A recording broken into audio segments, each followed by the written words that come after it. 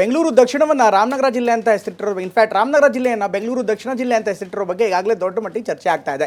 ಇದೇ ವಿಚಾರಕ್ಕೆ ಸಂಬಂಧಪಟ್ಟಂತೆ ಡಿ.ಕೆ. ಶಿವಕುಮಾರ್ ಮತ್ತು ಕುಮಾರಸ್ವಾಮಿ ನಡುವೆ ಕೂಡ ಮಾತಿನ ಸಮರ ತುಂಬ ದೊಡ್ಡದಾಗ್ತಾ ಇದೆ. ಅತ್ತ JDS ನಾಯಕರು ಡಿ.ಕೆ. ಶಿವಕುಮಾರ್ ನಡೆಯನ್ನು ಪ್ರಶ್ನೆ ಮಾಡ್ತಾ ಇದ್ದಾರೆ. ಶಿವಕುಮಾರ್ ಮಾತ್ರ ನಾವು ಮಾಡಿರೋದಕ್ಕೆ ಕಾರಣಗಳಿದೆ ಅನ್ನುವಂಥ ಉತ್ತರವನ್ನು ಕೊಡ್ತಾ ಇದ್ದಾರೆ. ರಾಮನಗರ ಜಿಲ್ಲೆ ಬೆಂಗಳೂರು ದಕ್ಷಿಣ ಮಾಡಿದ ತಕ್ಷಣ ಏನು ಎಲ್ಲ ರಸ್ತೆಗಳಿಗೆ ಎಲ್ಲರ ಮನೆಗೂ ಚಿನ್ನದ ತಗಡು ಕೊಡಿಸ್ತಾರ?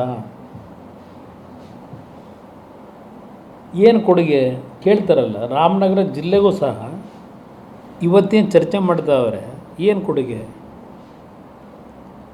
ಆಯ್ತಪ್ಪ, ರಾಮನಗರ ಜಿಲ್ಲೆ ನಾನು ಹಿಂದುತ್ವದ ಹೆಸರನ್ನ ಹೇಳಕ್ಕೆ ಹೋಗಲ್ಲ. ರಾಮನ ಹೆಸರಿಟ್ಟಿದ್ದೆ, ರಾಮನ ಹೆಸರಿಗೆ ಅವಮಾನ ಮಾಡಿಬಿಟ್ರು, ಇದನ್ನು ನಾನು ಹೇಳೋದು. ಓಲಿ ಬದಲಾವಣೆ ಮಾಡ್ಕೊಂಡ್ರಲ್ಲ, ಆ ಕೆಂಗಲ್ ಮತ್ತು ಏನಾದ್ರು ಜಿಲ್ಲೆ ಅಂತಂದ್ರೆ ಅವರ ಹೆಸರನ್ನಾದರೂ ಇಟ್ಟಿದ್ರು ಮೆಚ್ಕೋಬೋದಾಗಿತ್ತಲ್ವ? ಬೆಂಗಳೂರು ಜಿಲ್ಲೆ ಅದು.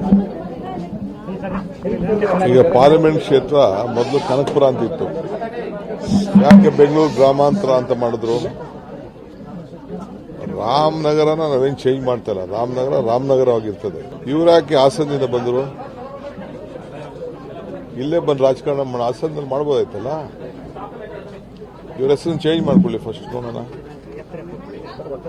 ಇವ್ರ ಹೆಸರನ್ನು ಬಂದು HD ಕುಮಾರಸ್ವಾಮಿ ಅಂತ ಬಿಟ್ಬಿಟ್ಟು ಅವ್ರ ತಂದೆ ಹೆಸರನ್ನ, ಅವ್ರ ಊರ ಹೆಸರನ್ನ ಯಾಕೆ ಇಟ್ಕೊಂಡವ್ರು? ಇನ್ನು ಅವರು ನಮ್ಮ ಹೆಸರು, ನಾವು ನಮ್ಮ ಬೆಂಗಳೂರು ರೀ, ನಾವು ಬೆಂಗಳೂರು ಜಿಲ್ಲೆಯವ್ರು, ನಾವು ನಮ್ಮದೇ ಆದಂಥ ಆಸೆ ಎಲ್ಲ ಇರ್ತದೆ.